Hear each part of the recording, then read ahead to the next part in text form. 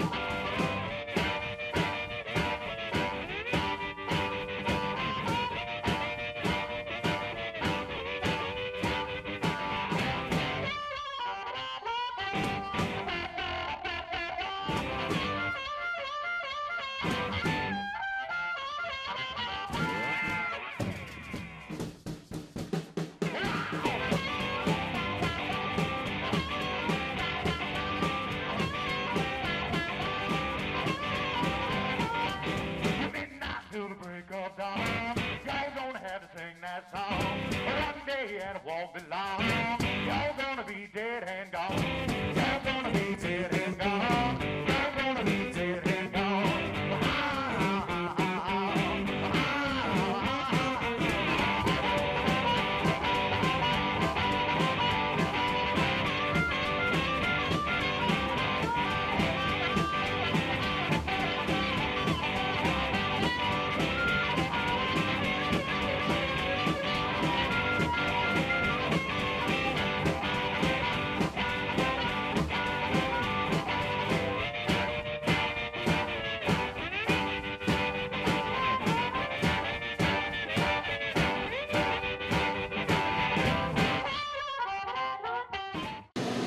Alright guys, well look, we got the tunnel completely done. Now a lot of you are going to wonder why the tunnel's so big. Now I did the tunnel so big because it's going to act like a spine, and it's also my armrest. So I'm just incorporating everything into one build instead of having a dinky little one and have to build cup holders or stuff on top of it. I'm going to do it this way, and then I can actually make my inserts, my armrest, all my stuff right in it, and not have to have a bunch of stuff hanging off. That's why I built it so big. I put in the crossbars for the seats, so I go on ahead and put my support for my seats in, change the angle on the back here, looks good. So now the first thing we're going to do is start making the first piece of the tunnel.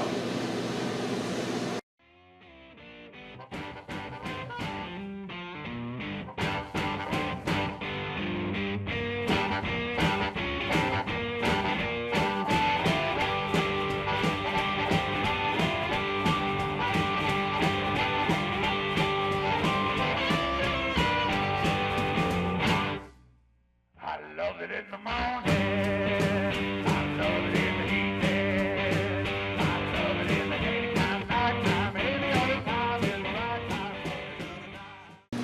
Alright guys, well, this is what happens when you take your time and you make a part and it fits perfectly.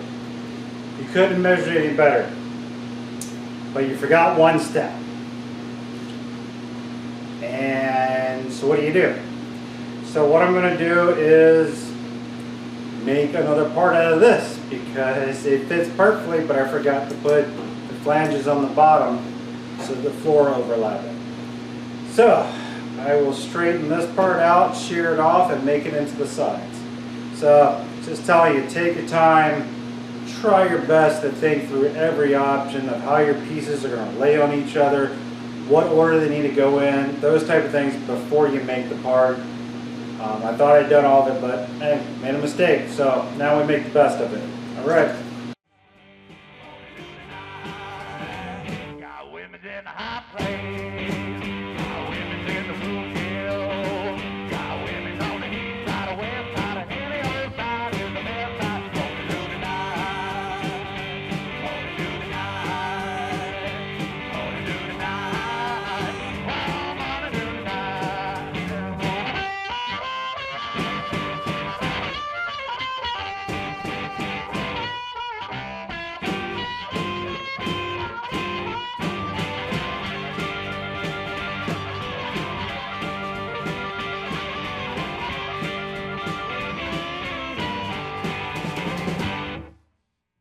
I like it on a Monday.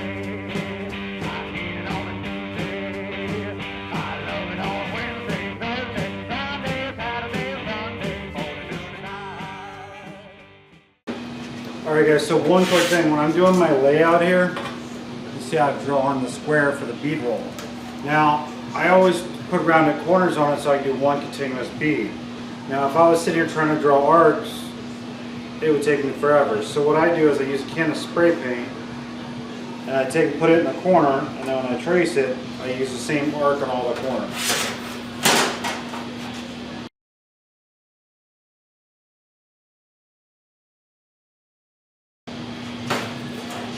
So as you guys can see, I've got all the rounded corners now, and it was simple, easy, quick. So a little trick.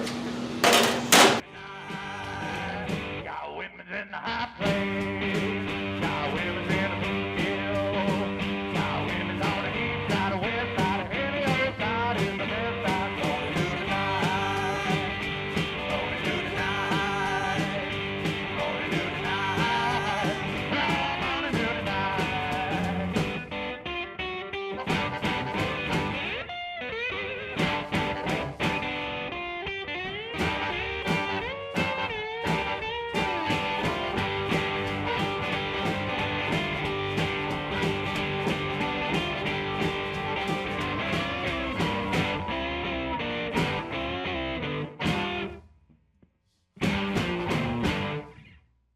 All right.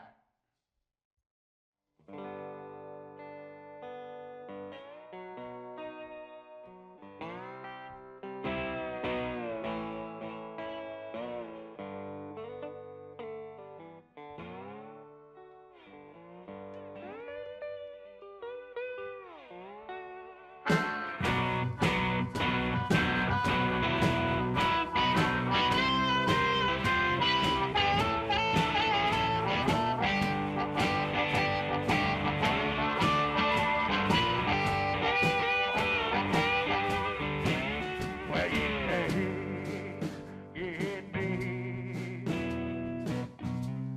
a honey from a bone. Can't get no loving while your man is gone.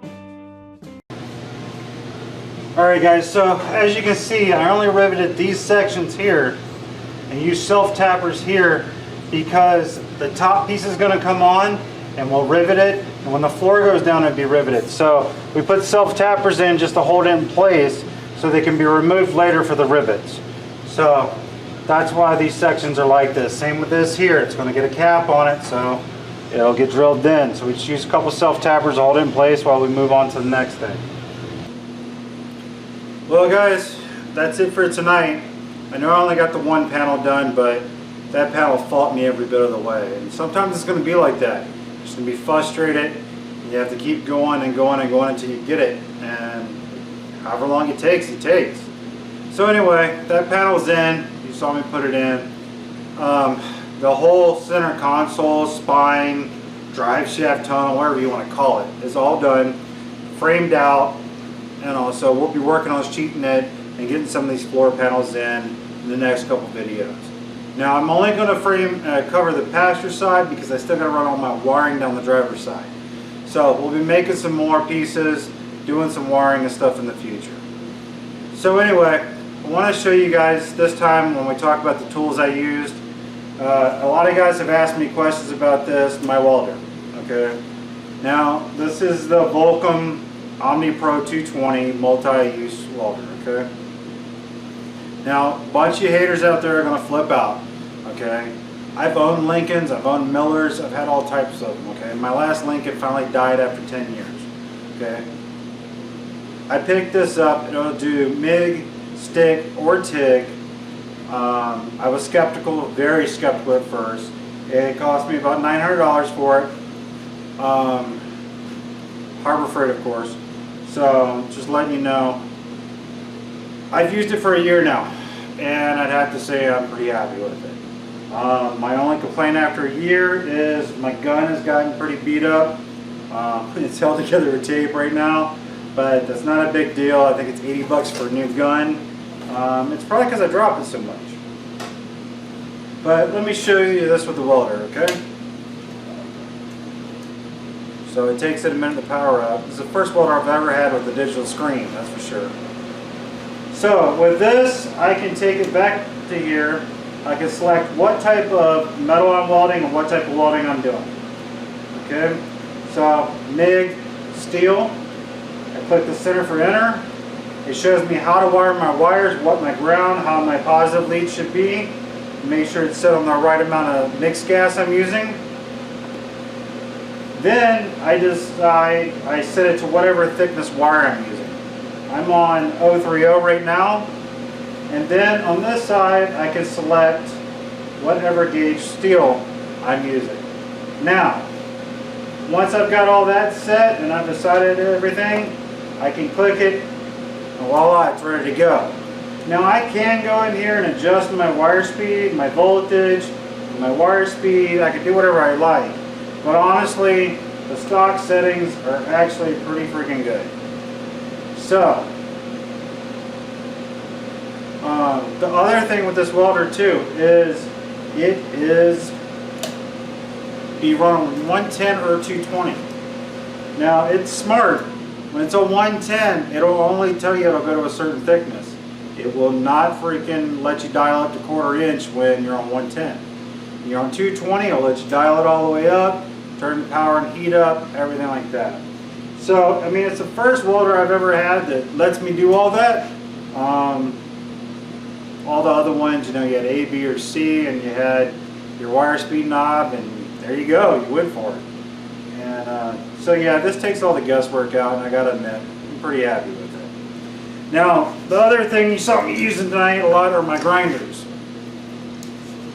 This is a 4-inch Makita grinder. I've had these Makitas for over 10 years. I have a couple of them because I don't like changing discs. So what I'll use is I'll have one with a cutoff wheel, I'll have one with a flapper wheel, and then I'll have another one with the actual grinder on it, a grinding disc on it. So these Makitas will last you a long time if you take care of them. Now they do come with a guard, and I suggest if you're not used to using them, use the guard.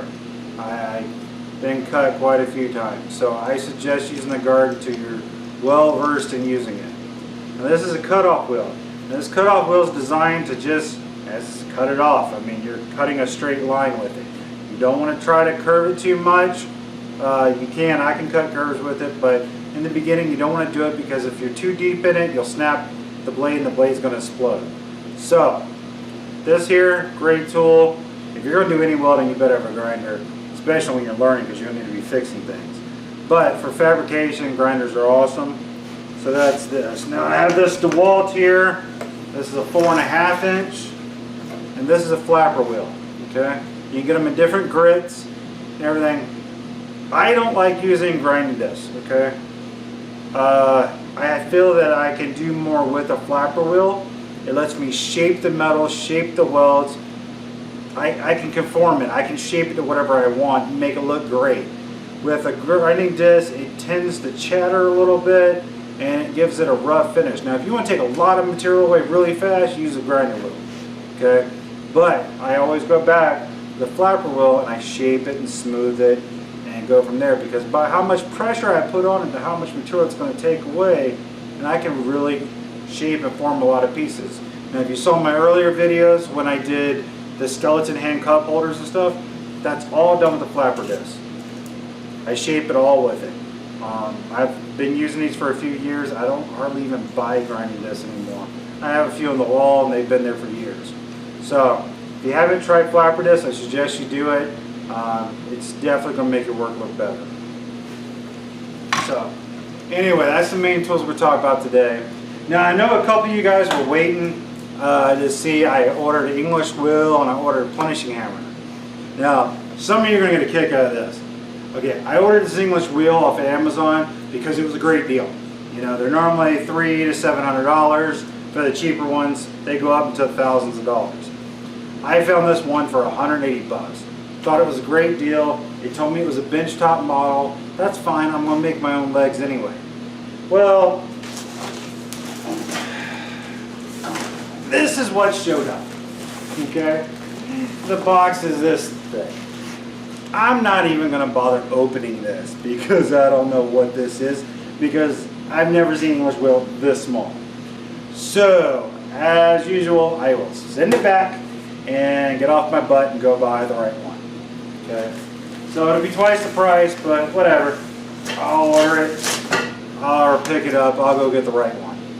So, won't see any English wheel videos for a while because I got to return that one and go spend some more money. But the plenishing hammer is supposed to be coming in today. So, in the future you'll be seeing those.